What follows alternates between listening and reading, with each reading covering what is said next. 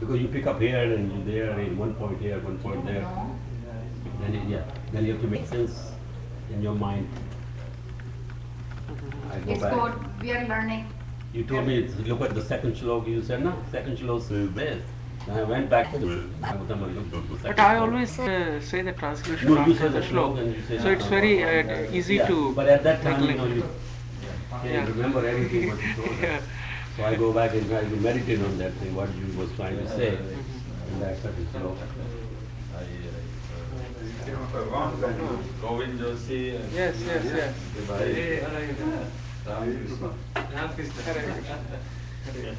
Jai Ho, Jai Ho.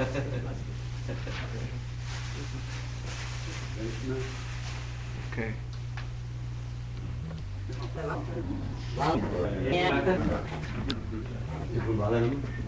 No, they are from beyond after LA. Ventura County. Oh, very. They are coming from a distance actually. But we knew them from.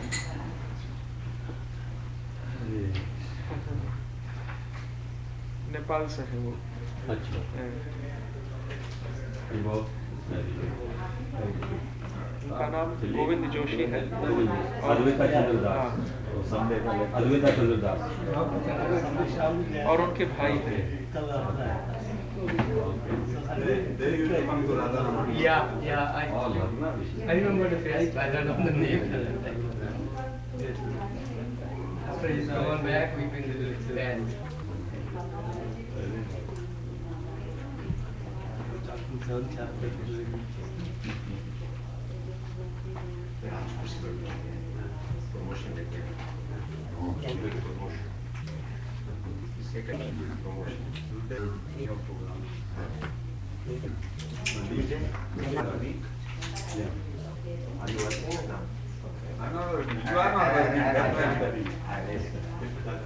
They both retired. You both are the same category. Are you working or not? You should be more active.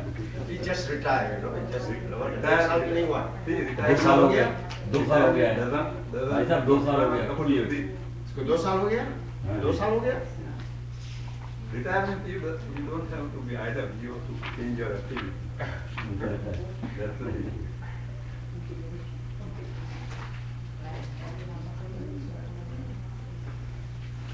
Hare Krishna.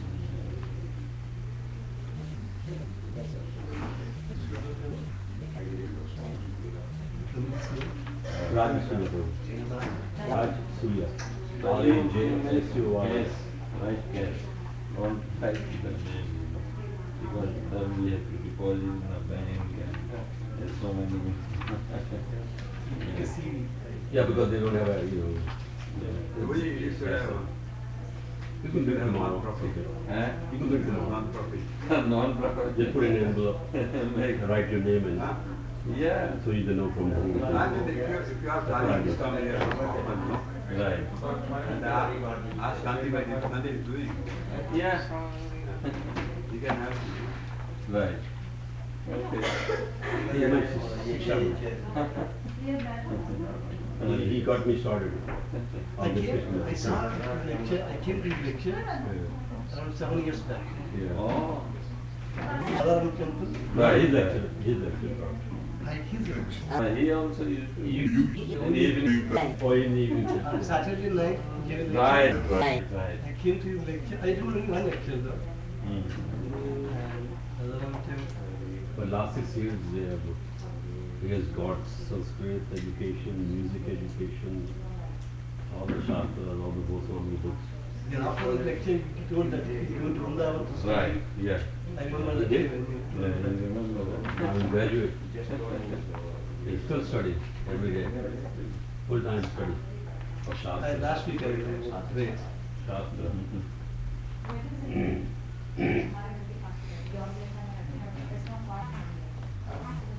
Yeah, he's already done his second. He's back second initiation. Already. Yeah, both of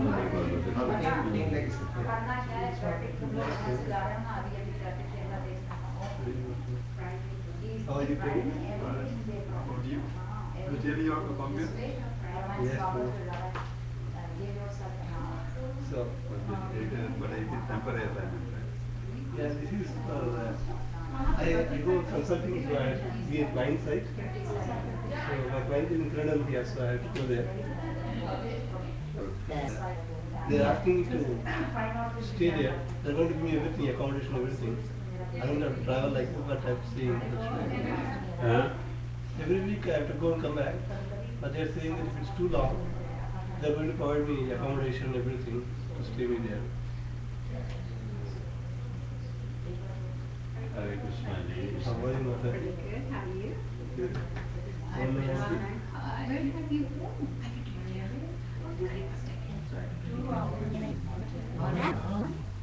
thing. Where have you been? So, what is the name? Naveen Sham. Naveen. New Sham. Right when you speak to National Talent, my Hare Krishna and congratulations to him. I saw the email from Narendra Guru and Yes. I have no contact. I don't have like his email and his Naveen number. 108 at Gmail. Okay. Naveen Naveen 108 at Gmail. at gmail dot How do I start? dot com.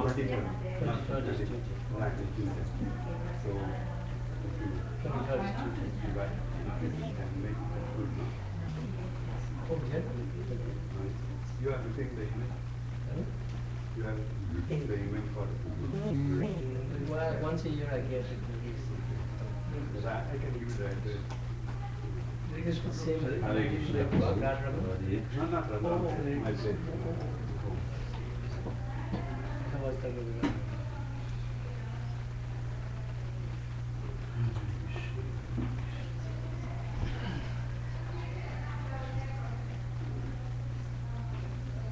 छोकरा ने बोला मतलब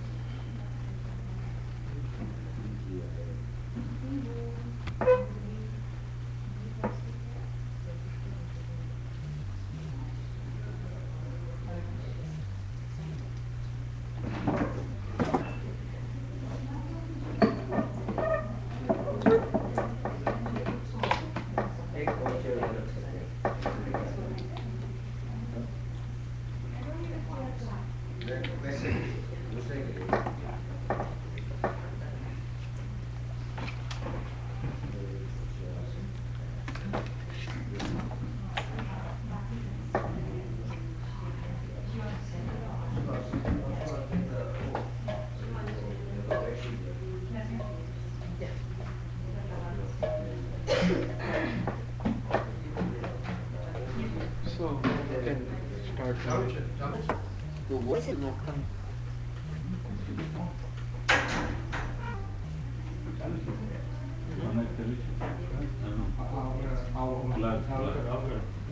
Hare Krishna, Hare Krishna, Hare Krishna. Let me see.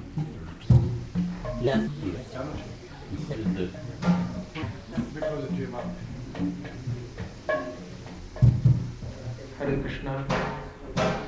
Little more, little more. Yeah. Okay. Hare Krishna, Hare Krishna. What about this one? That's on, switch on. It's Switch on. Just the switch that is off and on, now it's on. oh, okay, okay. Very good.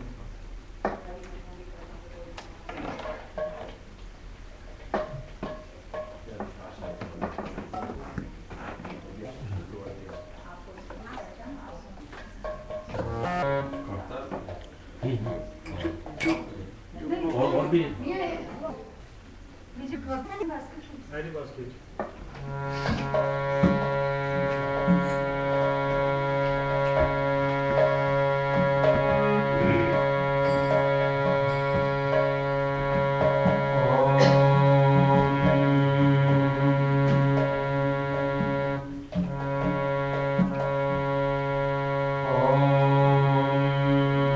ज्ञानतिमिरान्धस्य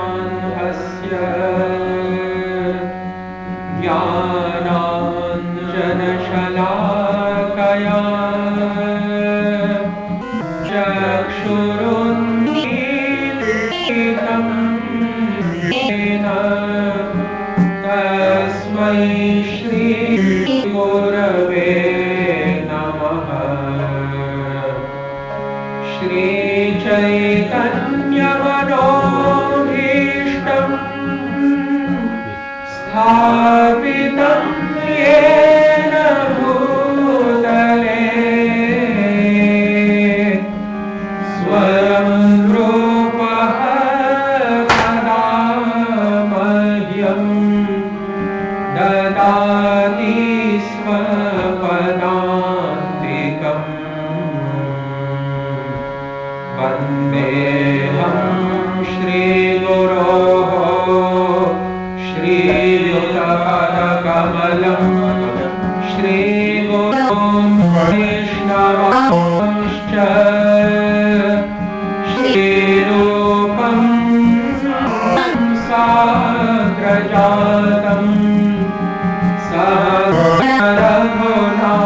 रघुनाथान्वितं तं सजीवम् साद्वैतं सावधूतं परिजनसहितं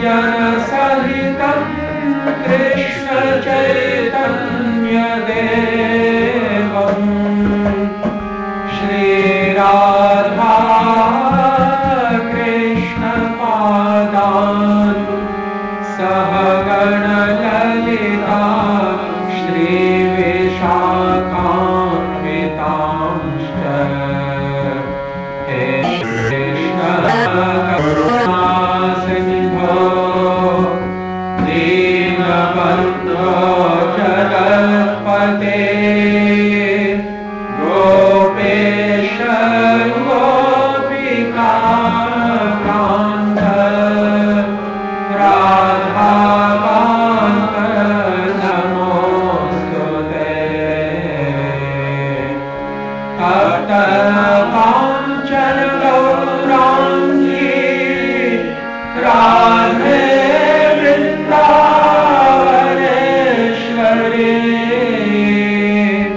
वृषभानुसुते देवी प्रणमामि हरिप्रिये। वाञ्छाकल्पतरुभ्यश्च कृपासिन्धुभ्य एव च पतितानां पावनेभ्यो वैष्णवेभ्यो नमो नमः। श्रीकृष्ण चैतन्य प्रभु Nityanand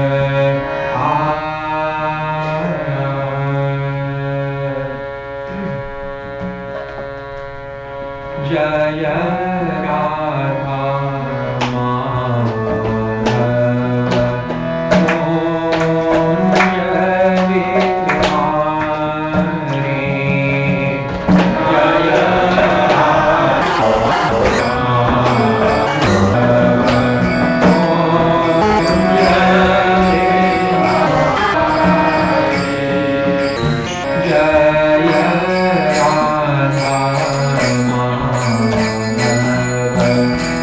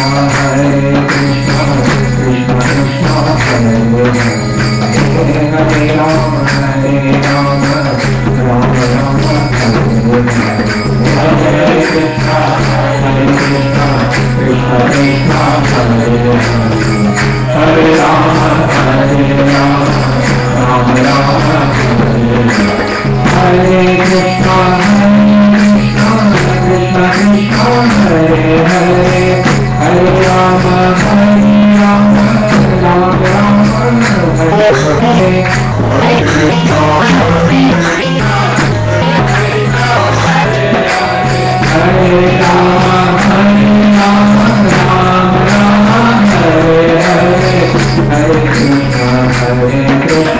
Krishna,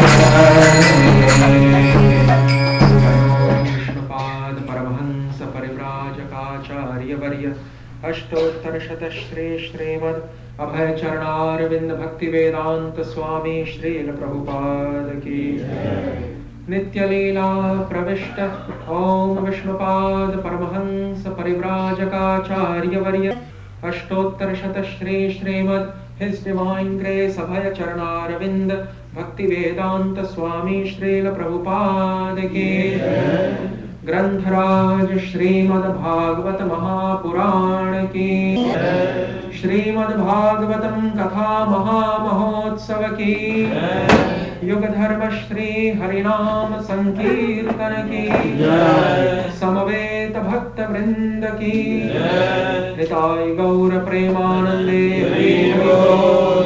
Hari Hari Bol Hari Hari Bol.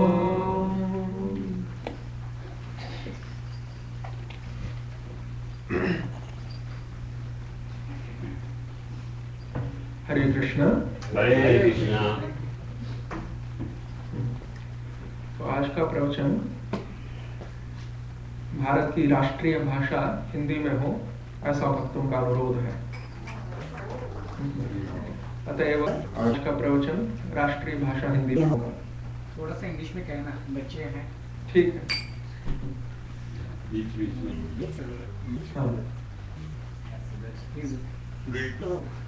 Stand.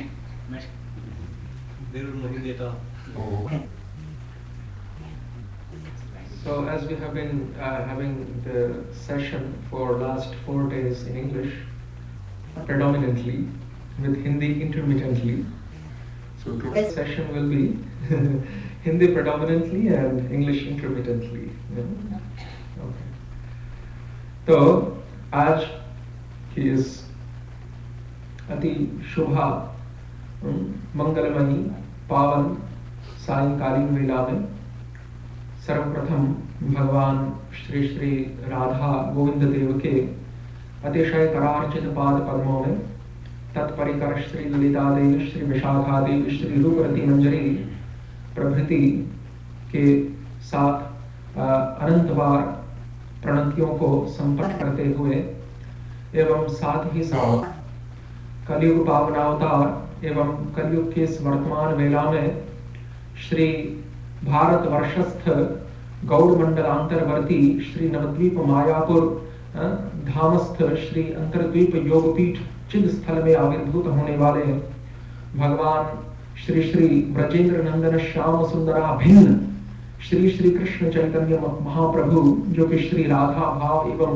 कांति से सुवलित हैं, उनको तत्परिकर श्री रूप गोस्वामी, श्रीपाद सनातन गोस्वामी एवं समस्त षड गोस्वामी पादों के साहचर्य में उनको उनके चरणों में उनके सुललित पादांकुज द्वय में अनंत बार प्रणतियों को समर्पित करते हुए एवं साथ ही साथ वर्तमान कलयुग की सांप्रत वेला में श्री कृष्ण भावनामृत की भागीरथी के प्रवाह का पुनः विस्तारित रूप से वितरण, प्रवर्धन, प्रचारण, प्रसारण प्रभृति करने वाले जगतगुरु श्रील प्रभुपाद जी के अतिशय वंदनीय चरणाम्बुजों में नतमस्तक होते हुए लक्ष लक्ष बार वंदन करते हुए एवं उपस्थित वैष्णव श्रोता समुदाय का भी यथा योग्य तारतम्यादि भेद से स्वागत, अभिनंदन प्रभृति करते हुए आज की अतिशय एवं सायंकालीन वेला में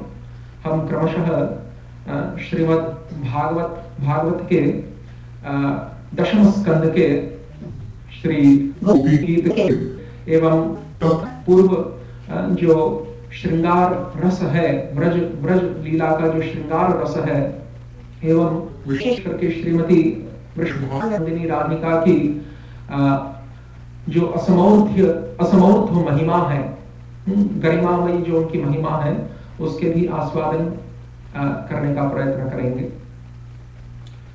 तो शास्त्रों की विधि के अनुसार, आचार्यों की विधि के अनुसार सर्वप्रथम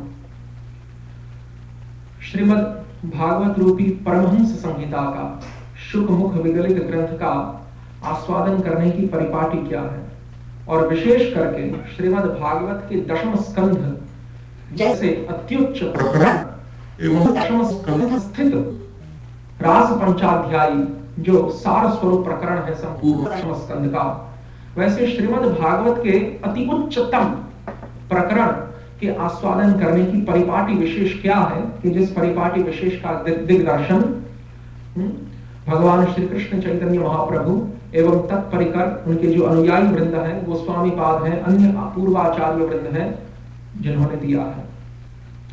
तो श्री रूप गोस्वामी पाद भक्ति रसामृत सिंधु में कहते हैं कि श्रीमद् भागवतार्थानां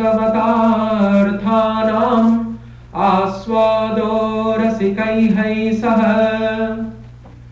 सजातीयाशये स्निग्धे।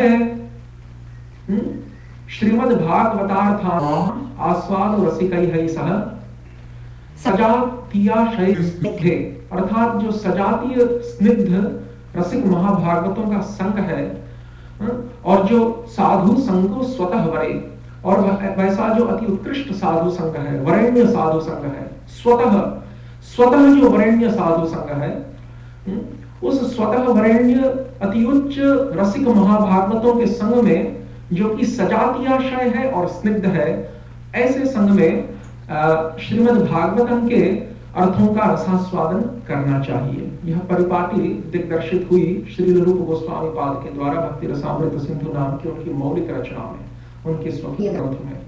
तो श्रीमद् भागवतार्थानां आस्वाद रसिकैः सह, श्रीमद् भागवत के अर्थों का जो आस्वादन है, वह जो ब्रज रस पिपासु एवं ब्रज रस में तल्लीन जो रसिक महाभागवत है, उन रसिक महाभागवतों के संग में तात्पर्य है कि श्री रूप गोस्वामी पाद ने जो उपदेश दिया, श्री उपदेशामृतम ग्रंथ के 8वें श्लोक में तन्नाम रूप चरितादि सुकीर्तनानो स्मृत्योः क्रमेण रसना मनसि नियोज्य तिष्ठन् व्रजे तदनुरागी जनानुगामी कालं नयेदखिलमित्युपदेश सारम्। तन्नाम रूप चरितादि सुकीर्तनानो, रागानुग साधन भक्ति की परिपाटी का निदर्शन कर रहे हैं श्री रूप गोस्वामी पाद, ये कहते हुए कि तन्नाम रूप चरितादि सुकीर्तनानु स्मृत्योः क्रमेण रसना मनसि नियोज्य, क्रम पूर्वक अर्थात सर्वप्रथम अपनी जिह्वा को, अपनी रसना को नियुक्त करें, एवं तत्पश्चात अपना जो चित्त है, अपना जो अंतःकरण है, अपना जो मानस पटल है, मन है, उसको नियुक्त करें। किसमें नियुक्त करें, किसमें नियोजित करें? तन्नाम रूप चरितादि सुकीर्तनानु, तत्पद वाच्य उपनिषद वेदों में, श्रुतियों में जिस परब्रह्म भगवान श्री व्रज श्याम सुंदर को तत्पद के द्वारा ओम तत्सदिति निर्देशो ब्राह्मणस् त्रिविधः स्मृतः ब्राह्मणास्तेन गंतव्या, इस प्रकार से श्रीमद् भगवद गीता में भी भगवान श्री कृष्ण ने परब्रह्म को तत्पद वाच्य बताया, और वहां पर छांदोग्य उपनिषद में भी तत्त्वमसि, वहां पर भी जो तत्पद है वह परब्रह्म भगवान के वाचक रूप में आया है, और परब्रह्म भगवान उसके द्वारा प्रतिपादित हुए हैं, तत्पद के द्वारा प्रतिपाद्य है, उसके वाच्य है, उसके द्वारा प्रतिपन्न हुए हैं। तो यहां पर तत् का तात्पर्य है भगवान श्री कृष्ण तन्नाम रूप चरितादि सुकीर्तनाम, और वैसे तत्पद के द्वारा वाच्य जो भगवान श्याम सुंदर हैं, उन भगवान श्याम सुंदर के अप्राकृत चिन्मय नाम रूप चरित अर्थात लीला, उनके अप्राकृत भक्त वात्सल्य आदि जो गुण है, उनकी जो अप्राकृत लीलाएं हैं, उनका जो धाम है, और उनके जो परिकर विशेषण है, उन समस्त का अर्थात श्री भगवान और श्री भगवान से संबंधित, अर्थात श्री भगवान और तत् संबंधित जो उनके तदीय पदार्थ हैं, तदीय पदार्थ का तात्पर्य है श्री भगवान अद्वैत ज्ञान वस्तु होने के कारण, श्री भगवान अद्वैत ज्ञान वस्तु होने के कारण वदंती तत्त्वविदस् तत्त्वं यद् उनसे, उनके स्वरूप से, उनके सच्चिदानंद स्वरूप से उनके जो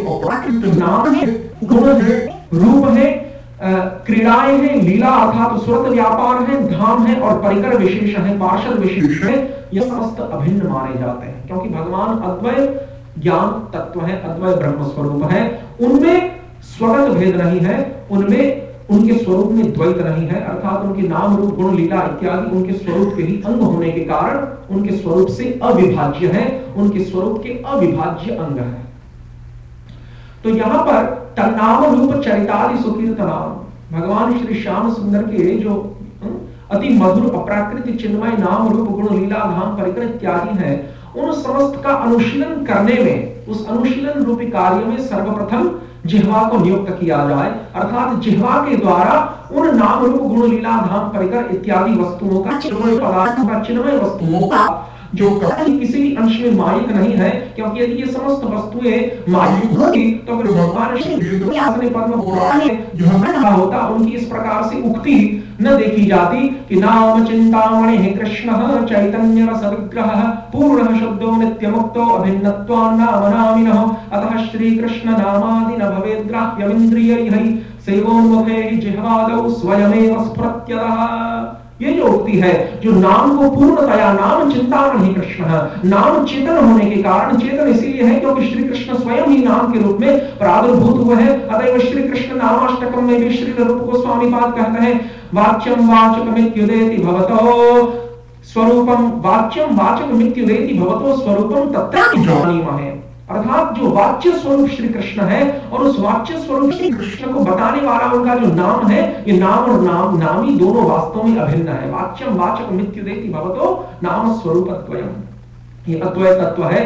तो इस नाम चिंतामणि श्री कृष्ण स्वयं होने के कारण यह नाम चिंतामणि अर्थात चिन्मय है और साथ साथ में रस विग्रह, जिस प्रकार से श्री कृष्ण अखिल अमृत मूर्ति है, उसी प्रकार से उनका जो नाम है उनसे अभिन्न होने के कारण वह भी अखिल रसामृत मूर्ति है, रस का साक्षात विग्रह है। नाम चिंतामणि कृष्ण चैतन्य रस विग्रह पूर्ण शुद्धो, पूर्ण शुद्ध का तात्पर्य है कि जो त्रिगुणात्मक जो मल है सत्वरज तम का, जो मायिक मल है, जो प्रापंचिक मल है, उससे अतीत है। पूर्ण शुद्धो नित्य मुक्तो, नित्य मुक्त का तात्पर्य है कि यह नाम कदापि मायिक प्रभाव के भीतर नहीं आता, मायिक प्रभाव के अंतर्गत नहीं आता, यद्यपि उसका मायिक धरातल पर प्रपंच में उसका अवतरण भले ही हो। गोलोकेर प्रेम धन हरिनाम संकीर्तन, यह जो गोलोक की चिन्मय वस्तु है भगवान नाम हरि नाम, इसका प्रपंच में, इसका संसार में, इसका इस जगत में, अवनी तल पर, भूतल पर, धरातल पर, इस वसुदेवी पृथ्वी पर, इसका धराधाम पर भले ही अवतरण हो, लेकिन तथापि इस पृथ्वी पर अवतरित होने के बावजूद भी इसकी जो पूर्ण शुद्ध और मुक्त सत्ता है वह बरकरार रहती है। पूर्ण शुद्धो नित्य मुक्तो अभिन्नत्वान् नाम नामिनः। तो अभिन्नत्वान् नाम नामिनः का तात्पर्य है कि नाम और नामी संपूर्ण प्रकार से, सम्यक प्रकार से सर्वांश में अभिन्न है। और तत्पश्चात अतः श्री कृष्ण नामादि न भवेद् ग्राह्यमिन्द्रियैः, अतएव यह जो चिन्मय अपराकृत भगवान श्री कृष्ण का नाम है, यह प्राकृत इंद्रियों के द्वारा सामान्य स्थिति में ग्राह्य नहीं हो सकता, ग्रहण योग्य नहीं हो सकता। अतः श्री कृष्ण नामादि न भवेद् ग्राह्यमिन्द्रियैः सेवोन्मुखे हि जिह्वादौ स्वयमेव स्फुरत्यतः। परंतु जिस समय भक्त सेवा प्रवृत्ति की तरफ उन्मुख होता है, अर्थात सेवा करने की लालसा व्यक्त करता है, अभिव्यक्त करता है, प्रकट करता है, तत्क्षण जो भगवान की आह्लादिनी शक्ति है वह उस भक्त साधक के अंतःकरण के साथ उसकी समस्त जो बाह्य और अंतर इंद्रियां हैं उनके साथ तादात्म्य को प्राप्त कर लेती है। आह्लादिनी शक्ति भगवान की जो स्वरूप शक्ति, अंतरंगा शक्ति है, साधक की समस्त इंद्रियों के साथ, बहिर्इंद्रिय एवं अंतर इंद्रियों के साथ तादात्म्य को प्राप्त कर लेती है। और उस तादात्म्य को प्राप्त करने के कारण फलतः परिणाम स्वरूप जब उस भक्त की इंद्रियां चिन्मय हो जाती है, अप्राकृत हो जाती है, तब फिर उस चिन्मय जिह्वा के द्वारा वह भगवान नाम को ग्रहण कर सकता है, या भगवान नाम स्वयं ही चिन्मय अर्थात इच्छामय होने के कारण, चेतन वस्तु होने के कारण वह उस भक्त की जिह्वा रूपी रंगमंच पर, प्रांगण पर स्वयं ही नृत्य करने लग जाता है, स्वयमेव स्फुरत्यतः, स्वयं ही स्फूर्त होता है। तो वैसा जो भगवान श्री कृष्ण का नाम है, अतः इसलिए यहां पर कहा गया कि तन्नाम रूप चरितादि सुकीर्तनानुस्मृति नियोज्य। वैसे भगवान के नाम रूप गुण लीला इत्यादियों का कीर्तन सर्वप्रथम जिह्वा के द्वारा और तत्पश्चात इन समस्त का अनुस्मरण मन के द्वारा, अंतःकरण के द्वारा। रसना मनसी नियोज्य तिष्ठन व्रजे तदनुरागी जनानुगामी। और इस प्रकार की जो भक्ति क्रिया है, इस प्रकार की जो भक्ति क्रिया विशेष है, उसका अनुशीलन व्रज भूमि वृंदावन में यदि संभव हो तो कायिक रूप से अर्थात शारीरिक रूप से निवास करके, और जीव गोस्वामी पाद इस भक्ति रसामृत सिंधु के श्लोक की दुर्गम संगमनी टीका में लिखते हैं, यदि संभव न हो तो मानसिक रूप से व्रज भूमि में निवास करते हुए। तिष्ठन व्रजे तदनुरागी जनानुगामी, व्रज में तिष्ठ अर्थात अवस्थित होते हुए, व्रज भूमि वृंदावन व्रज मंडल में अवस्थान करते हुए कायिक रूप से, नहीं तो कम से कम न्यूनाधिक रूप में, मानसिक रूप में तो अवश्य करे।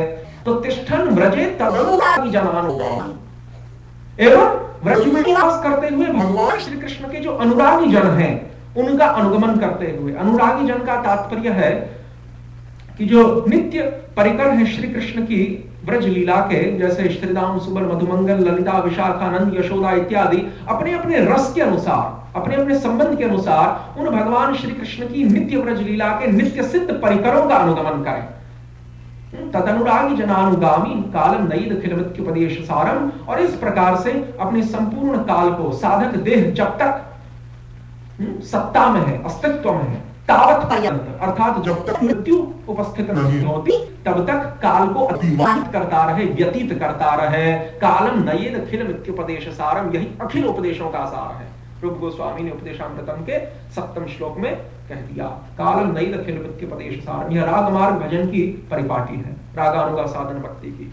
तो यह जो कहा गया है कि श्रीमद् भागवतार्थानाम आस्वादो रसिकैः सह, अर्थात रसिक महानुभावों के साथ श्रीमद् भागवत के अर्थों का आस्वादन। तात्पर्य यह कि सत्कर्मी अथवा जो कुकर्मी है, कुकर्मी का तात्पर्य जो पापाचार दुराचार में लिप्त है, उसके साथ तो कदापि भागवत के रसों का आस्वादन नहीं, परंतु जो सत्कर्मी है अर्थात सकाम अथवा निष्काम भाव पूर्वक यज्ञ वेदोक्त यज्ञ दान व्रत तपस्या में जो नियुक्त है, उसके साथ भी भागवत के रसों का अर्थ आस्वादन नहीं। तत्पश्चात जो ज्ञानी ज्ञान मार्गी है, ब्रह्म सायुज्य की पिपासा व्यक्त करने वाला है, उसके साथ भी नहीं। अष्टांग योग मार्गी के साथ भी नहीं, और जो वैदिक भक्त है उसके साथ भी नहीं। जो राग मार्गीय भक्त है उसके साथ, क्योंकि रसिक शब्द का जो उपयोग है, ये रसिक शब्द का जो व्यवहार है, वह सर्वत्र समस्त शास्त्रों में सर्वस्थान में केवल राग मार्गीय भक्तों के लिए ही हुआ है। क्योंकि जो वैदिक भक्त है वह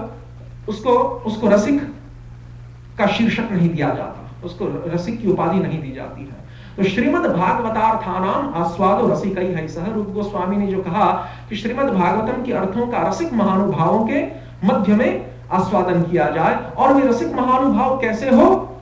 सजातीयाशय। सजातीयाशय का तात्पर्य है जिस रस में वह भक्त जो कि भागवत के अर्थों का आस्वादन करना चाहता है, इच्छुक है भागवत के रसों का आस्वादन करने के लिए, वह भक्त जिस रस में अर्थात शांत दास्य सख्य वात्सल्य और श्रृंगार, ये जो पंच रस हैं भक्ति मार्ग के, जो पंच मुख्य स्थायी भाव है, जिस भाव में वह भक्त है, वह उसी भाव के भक्तों के मध्य में निवास करके, वह उसी भाव के महाभागवत भक्तों के मध्य में निवास करके। इसका तात्पर्य सजातीय आशय। आशय का तात्पर्य है हृदय की भावना, और सजातीय का तात्पर्य है हमारी हृदय की जो भावना है वैसी ही हृदय की भावना वाले भक्तों के साथ। तात्पर्य कि हम जिस रस में श्री कृष्ण के साथ संबंध स्थापित करने के इच्छुक हैं, उसी रस में जिनका संबंध श्री कृष्ण के साथ स्थापित हो चुका है, वैसे भक्तों के साथ सजातीय आशय हृदय जिनका है।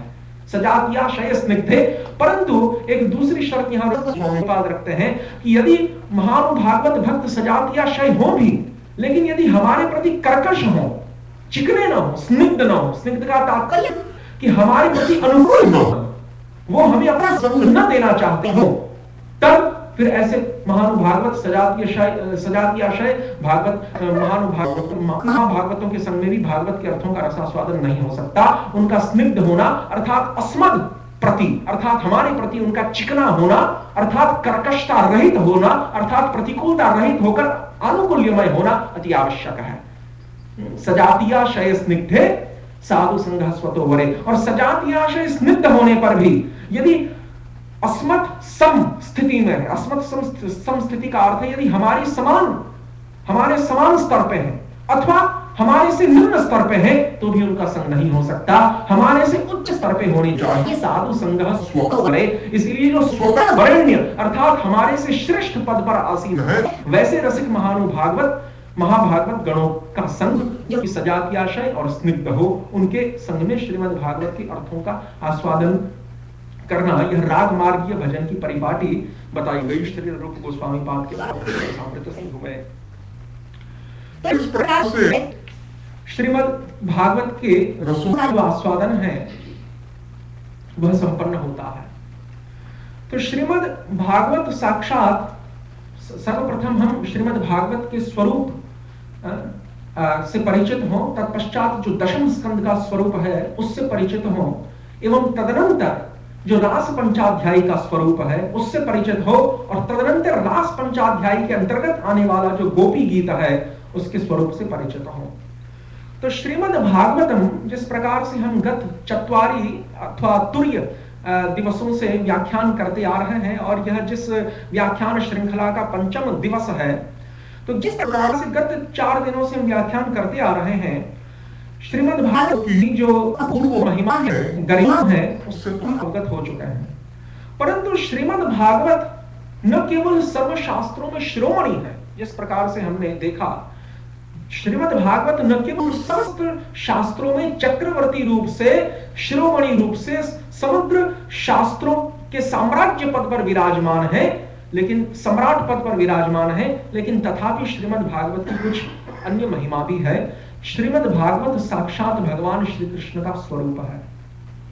इसीलिए पद्म पुराण में भगवान श्री कृष्ण द्वैपायन व्यासदेव ने श्रीमद् भागवत के स्वरूप का विश्लेषणात्मक रूप से वर्णन करते हुए कहा, पादौ यदीयौ प्रथम द्वितीयौ तृतीयौ कथितौ यदुरु नाभिस्तथा पंचम एव षष्ठौ भुजान्तरं दौर्युगलं तथान्यौ कंठस्तु राजन्नवमो यदीयो मुखारविन्दं दशमः प्रफुल्लम् एकादशो यस्य ललाटपट्टं शिरोऽपि तु 12 एव भाति तमादिदेवं करुणानिधानं तमालवर्णं सुहितावतारम् अपार संसार समुद्र सेतुं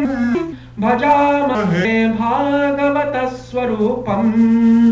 भगवान श्री कृष्ण द्वैपायन व्यासदेव कह रहे हैं पद्म पुराण में कि पादौ यदीयौ प्रथम द्वितीयौ, अर्थात श्रीमद् भागवतम के प्रथम और जो द्वितीय स्कंद हैं वे भगवान श्री वृंदावन विहारी गोविंद देव के प्रथम अर्थात जो वाम और दक्षिण चरण कमल है। वाम और दक्षिण चरण कमल यही भागवत के प्रथम और द्वितीय स्कंद हैं। भागवत के प्रथम और द्वितीय स्कंध श्री भगवान के साकार सच्चिदानंद विग्रह के वाम एवं दक्षिण चरण कमलों का प्रतिनिधित्व नहीं कर रहे हैं, बल्कि जो वाम और दक्षिण चरण कमल हैं वे स्वयं ही श्रीमद् भागवत के प्रथम और द्वितीय स्कंद के रूप में प्रकट हुए हैं, आत्म प्रकट हुए हैं, आविर्भूत हुए हैं। ये यहाँ पर तात्पर्य लेना यही कि श्रीमद् भागवत भगवान श्री कृष्ण का प्रतिनिधित्व कर रहा हो।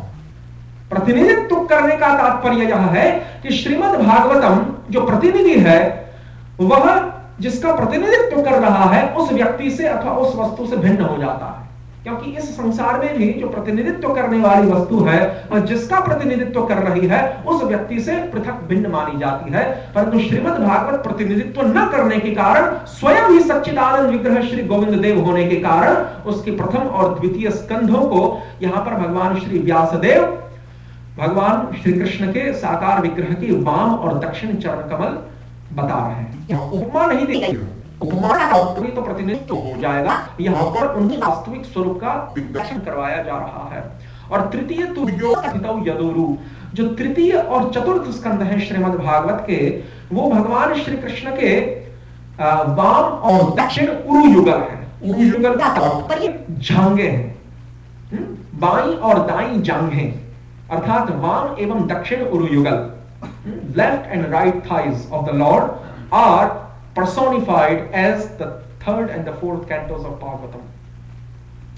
तत्पश्चात जो भगवान का नाभि कमल है, वह श्रीमद् भागवत के पंचम स्कंद के रूप में आविर्भूत हुआ है। नाभिस्तथा पंचम एव षष्ठौ भुजांतरम दो युगलौ तथान्यौ। पंचम स्कंद भगवान के नाभि के रूप में एवं षष्ठम स्कंद भगवान के भुजांतर के रूप में। भुजांतर का तात्पर्य यहां पर दोनों भुजाओं के मध्य में स्थित जो भाग है शरीर का, अर्थात वक्षः स्थल, उस वक्षः स्थल से लेना। जो श्री भगवान का वक्षः स्थल है वह षष्ठम स्कंद के रूप में अवतरित हुआ है। दो युगलम तथान्यम, तथा जो दो बाहु हैं, दो भुजाएं हैं भगवान के, उनकी जो द्विहस्त हैं, उनके जो द्विकरकमल हैं, हस्तकमल है, अर्थात संपूर्ण जो दो भुजाएं हैं वे सप्तम एवं अष्टम स्कंद के रूप में अवतरित हुई हैं। भगवान की भुजाएं ही सप्तम एवं अष्टम स्कंद के रूप में अवतरित हुई हैं। तत्पश्चात भगवान के श्री विग्रह का जो कंठ प्रदेश है, वह कंठ प्रदेश, हे राजन, यहां पर संवाद चल रहा है अम्बरीश और गौतम का, क्योंकि अम्बरीश गौतम संवाद में ही वो श्लोक आया है, अम्बरीश शुक प्रोक्तम नित्यम भागवतम शृणु पठस्व सुमुखेनापि यदिच्छसि भावक्षयम्। तो पद्म पुराण में महाराज अम्बरीश को, राजर्षि अम्बरीश को महर्षि गौतम उपदेश दे रहे हैं भागवत के स्वरूप का, कि जो भागवत है उसका नवम स्कंद, हे राजन, कंठस्तु राजन नवमो द्वितीयो। हे राजन, भागवत का जो नवम स्कंद है वह श्री भगवान का कंठ है। कंठस्तु राजन नवमो द्वितीयो मुखार विंदम दशमः प्रफुल्लम। और भगवान का जो प्रफुल्ल मुखारविंद है, प्रफुल्ल मुखारविंद का तात्पर्य स्मयमान।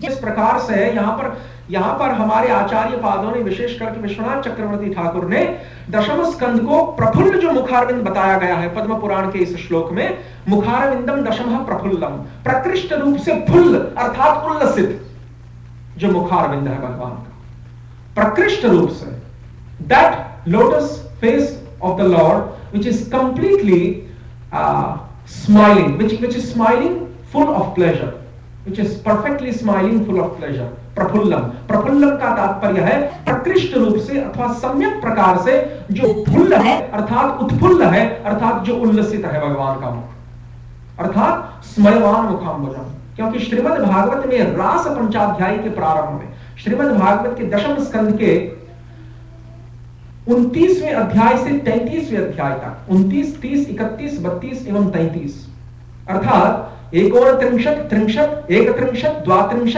एवं 33, ये जो पंच अध्याय है श्रीमद् भागवत के दशम स्कंद के, इनको रास पंचाध्यायी कहा गया है, अर्थात रास लीला का वर्णन करने वाले पंच अध्याय।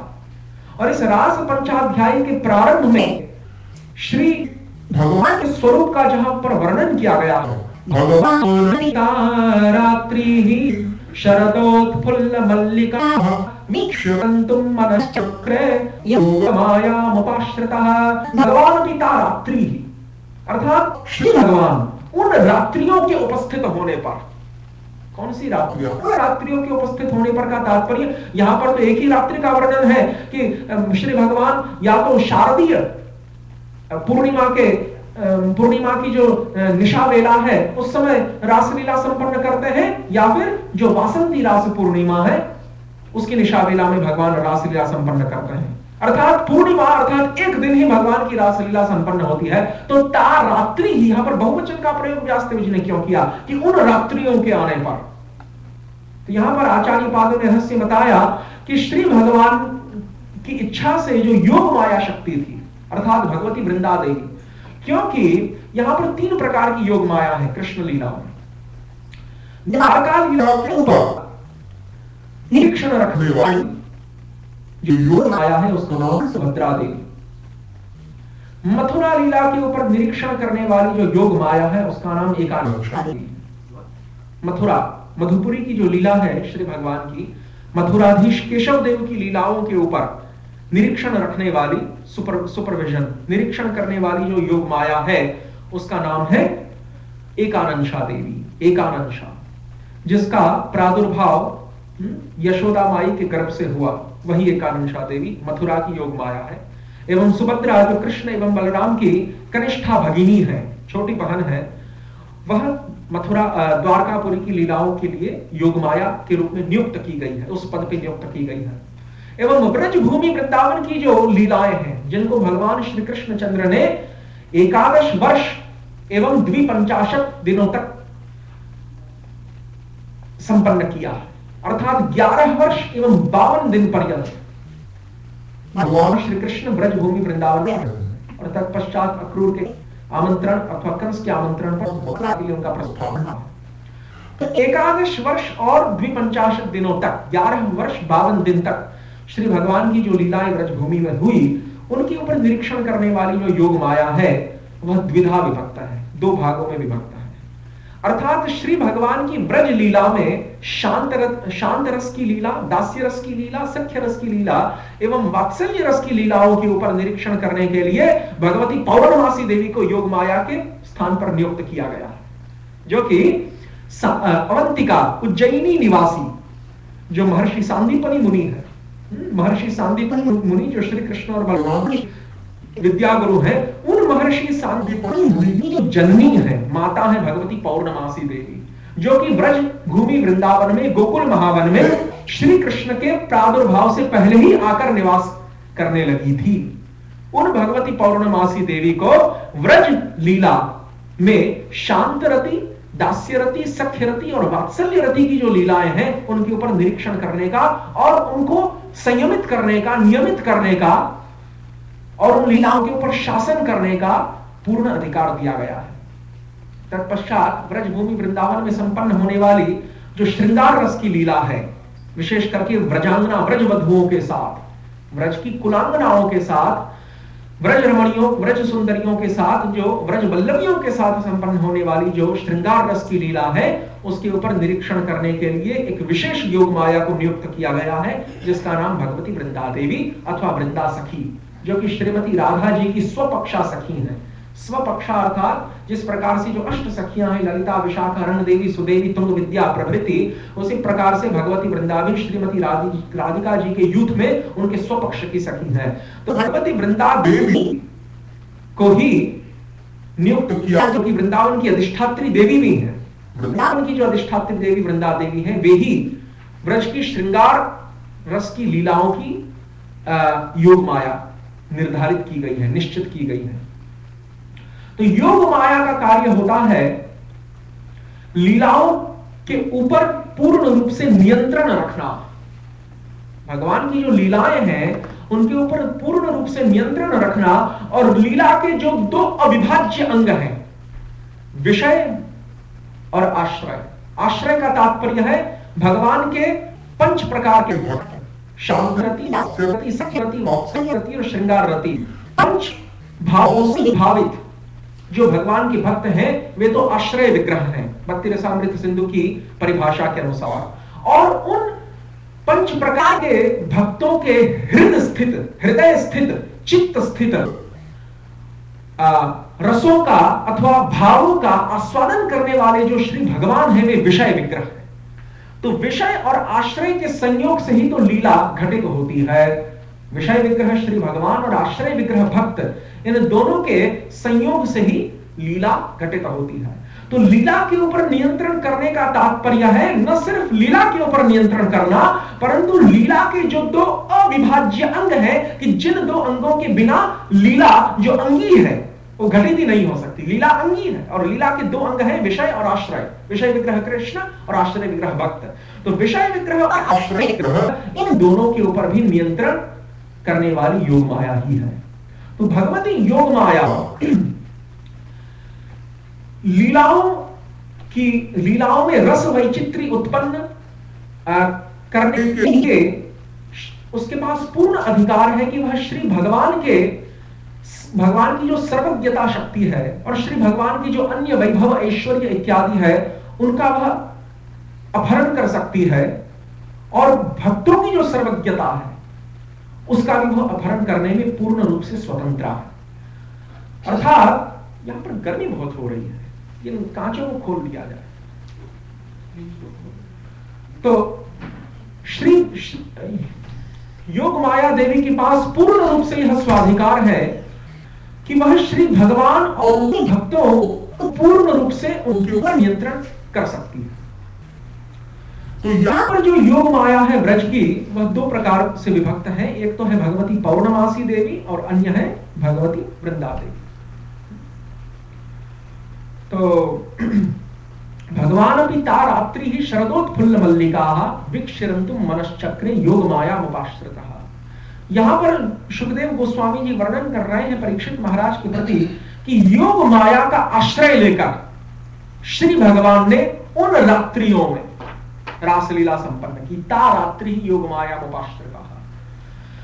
तो किस योग माया का आश्रय लेकर? भगवती वृंदा देवी के नियंत्रण में आकर, उनके आश्रित होकर, श्री भगवान जो कि समस्त अखिल कोटि ब्रह्मांडों के आश्रय स्वरूप स्वयं है, कारणोदक्षाय महाविष्णु प्रथम पुरुषावतार के रूप में वे स्वयं भगवती वृंदा देवी के आश्रित होकर अब जो श्रृंगार की लीलाएं हैं, रास लीला है, उसको संपन्न करेंगे। तो योग माया के प्रभाव से 6 मास पर्यंत की जो रात्रियां थी, अर्थात 6 महीने की जो रात्रियां थी, वे एकीकृत हो गई, एकाकार हो गई और संयुक्त रूप से एक रात्रि के रूप में परिणत हो गई। 6 nights, 6 months night time got combined together and transformed into one big night। इसलिए उस रात्रि को आचार्यों के द्वारा महारात्रि भी कहा जाता है। वो महारात्रि है।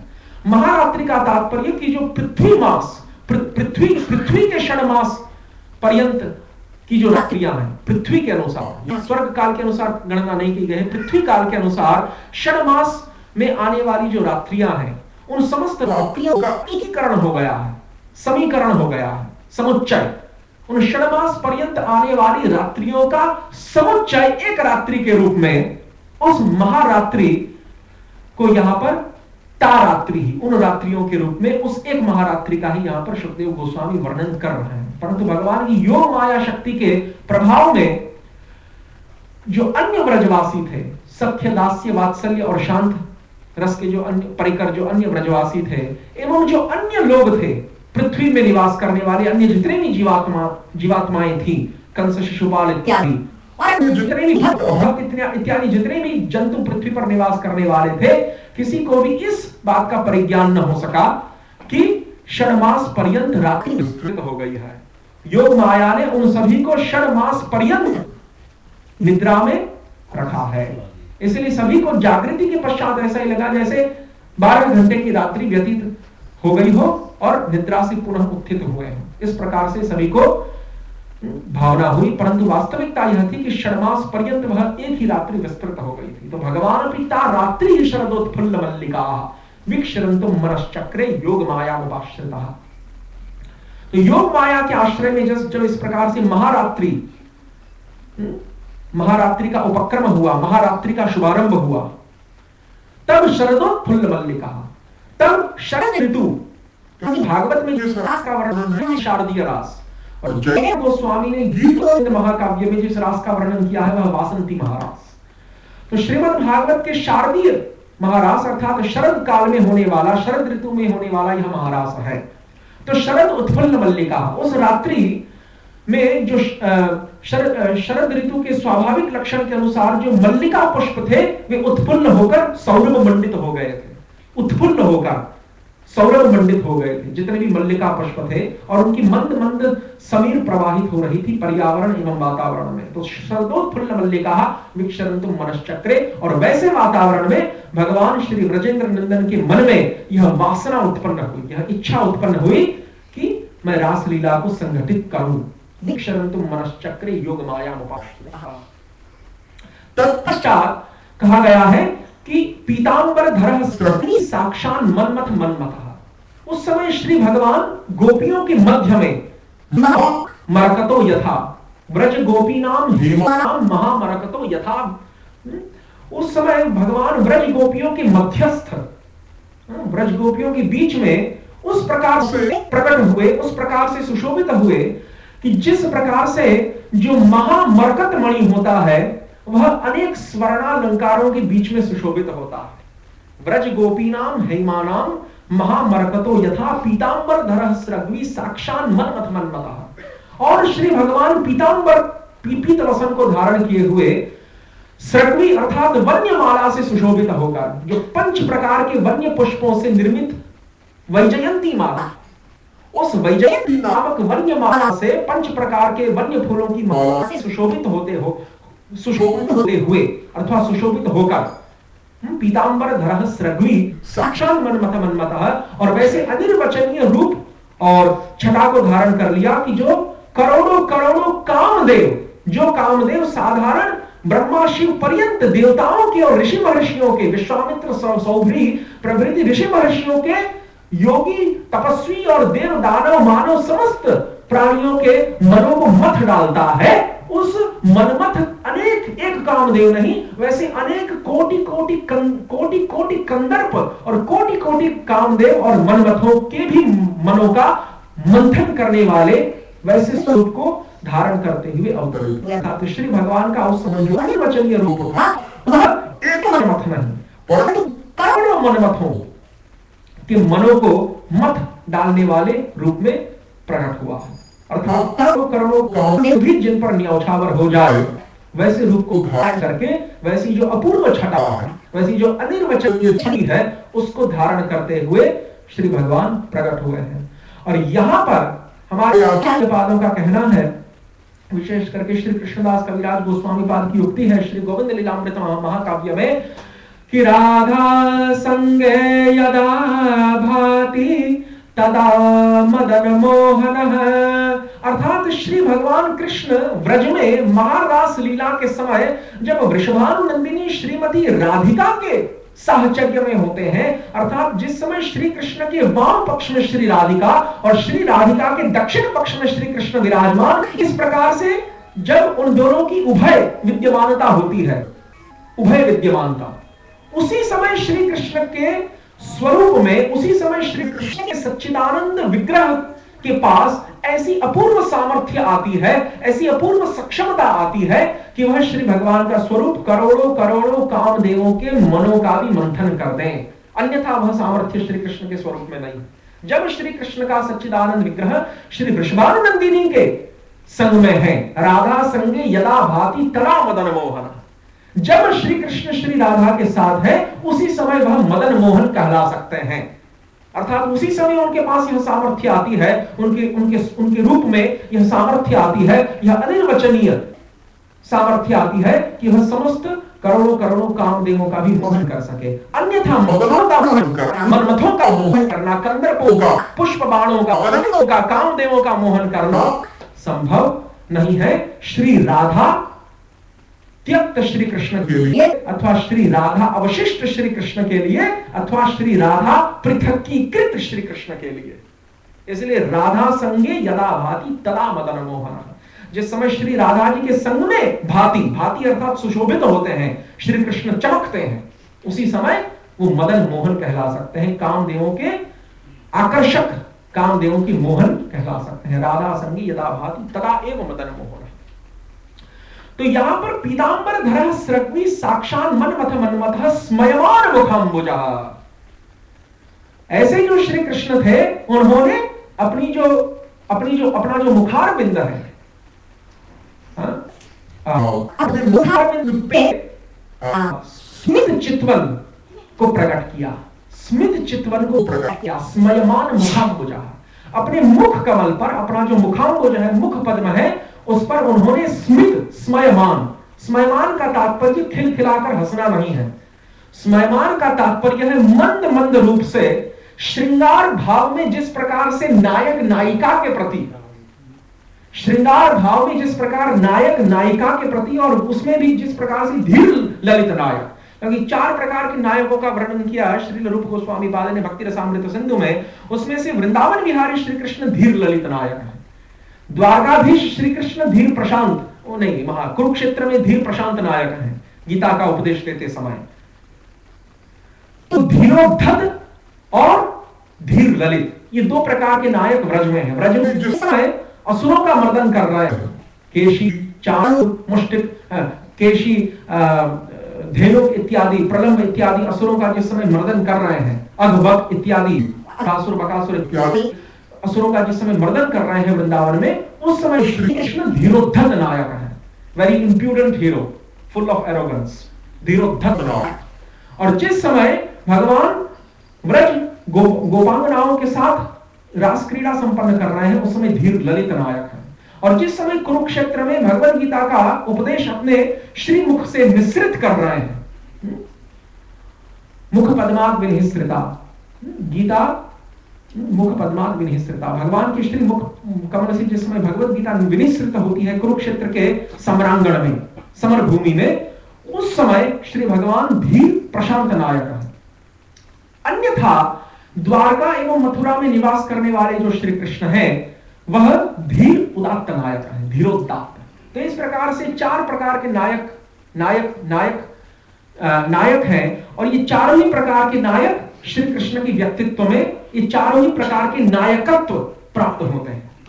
चारों ही प्रकार के जो नायकत्व हैं, वो एक ही श्री कृष्ण के व्यक्तित्व में लीला भेद और स्थान भेद के अनुसार, यानी वृंदावन, मथुरा और द्वारका, और लीला भेद, स्थान भेद और लीला भेद के अनुसार देखे जा सकता है।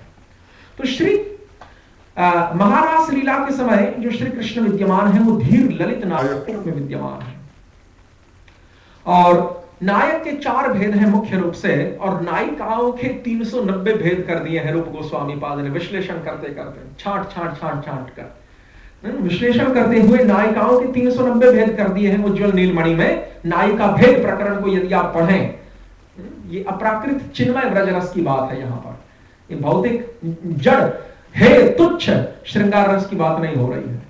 तो अप्राकृत जो चिन्मय रस है व्रज भूमि का, उस व्रज रस में नायिकाओं के 390 भेद कर दिए हैं, जिनमें से श्रीमती राधा रानी एक विशेष प्रकार की नायिका है। 390 नायिकाओं में से एक विशेष प्रकार की नायिका है श्रीमती वृषभानुनंदिनी, और उनका नाम है वामा मध्यमा नायिका। वामा मध्यमा नायिका है, इस प्रकार की नायिका है। 390 तरह की नायिकाओं में से इस श्रेणी की, इस प्रकार की नायिका श्रीमती राधा जी है। तो वामा मध्यमा श्रीमती राधिका के साथ धीर ललित श्री कृष्ण का जो समागम है, वही महारास लीला के नाम से जाना जाता है। तो स्मयमान मुखाम्बुज का तात्पर्य है, सुखदेव गोस्वामी जिस प्रकार से वर्णन कर रहे हैं, स्मयमान मुखाम्बुज।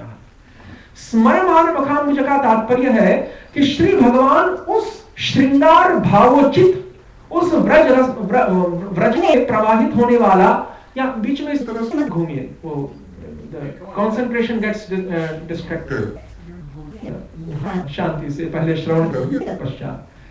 तो स्मयमान मुखाम्बुज का तात्पर्य है जो परकीय भाव है व्रज में गोपांगनाओं का श्री कृष्ण के प्रति और श्री कृष्ण का गोपांगनाओं के प्रति, उस परकीय जार भाव उचित मंद मंद स्मित को, मंद मंद हास्य को श्री भगवान अपने मुखाम्बुज पे, अपने मुख पद्म पे, अपने मुख कमल पे, अपने वदन पे प्रकट कर रहे हैं। स्मयमान मुखाम्बुज। तो यहां पर जो मुखारविंदम दशमः प्रफुल्लम कहा गया है पद्म पुराण में व्यासदेव के द्वारा, अभी वापस लौट के आते हैं पद्म पुराण में। यहाँ पद्म पुराण में जो मुखारविंदम दशमः प्रफुल्लम कहा गया है कि श्रीमद् भागवत श्री कृष्ण का, भागवत का जो दशम स्कंद है, 10th कैंटो, वो भगवान का प्रफुल्ल यानी कि हंसता हुआ मुखारविंद है, हंसता हुआ मधुर मुस्कान से युक्त, प्रसन्न चितवन से युक्त उनका मुखारविंद। इसका तात्पर्य क्या है? क्यों दशम स्कंद को भगवान का मुखारविंद निर्धारित किया गया है पद्म पुराण में? वहां पर पद्म पुराण में तो व्यासदेव जी कारण नहीं दे रहे हैं, परंतु आचार्य पादों ने कारण व्यक्त किया, क्योंकि महारास लीला के समय स्मयमान मुखाम्बुज, महारास लीला के समय उन्होंने मधुर रसोचित, श्रृंगार भावोचित, परकिया भावोचित मधुर स्मित हास्य को, मंद हास्य को अपने आनंद पर, अपने वदन पर, अपने मुखाम्बुज पर प्रकट किया है। अतएव रास पंचाध्यायी दशम स्कंद की सार स्वरूपा होने के कारण, समस्त दशम स्कंद की सार स्वरूपा होने के कारण और समस्त श्रीमद् भागवतम की भी सार स्वरूपा होने के कारण यहां पर दशम स्कंद को विशेष रूप से भगवान का प्रफुल्ल धौरण बताया गया है, क्योंकि वह रास पंचाध्यायी से युक्त है। इसीलिए मुखारविंदम दशम प्रफुल्लम। और 11वां स्कंद है, एकादश स्कंद, वह श्री भगवान का ललाट पट्ट है। ललाट पट्ट अर्थात कपाल प्रदेश, शिरोपित द्वादश एव भाति, और जो ऊर्ध्व शिरोभाग है अर्थात जो ब्रह्मरंध्र है, जो मस्तक का सर्वोच्च भाग है, वह भागवत का 12वां स्कंद है। तमादिदेवं करुणानिधानं तमालवर्णं सुहितावतारं अपार संसार समुद्र सेतुं भजामहे भागवत स्वरूपम। और वैसे अपार संसार सागर से पार होने के लिए सेतु स्वरूप करुणा निधान अर्थात करुणा के समुद्र और तमाल वर्ण, जिन श्री श्याम सुंदर की जो शारीरिक कांति है, उनके श्री विग्रह की जो आभा है, उनका वर्ण है वह तमाल वृक्ष की भांति श्याम है।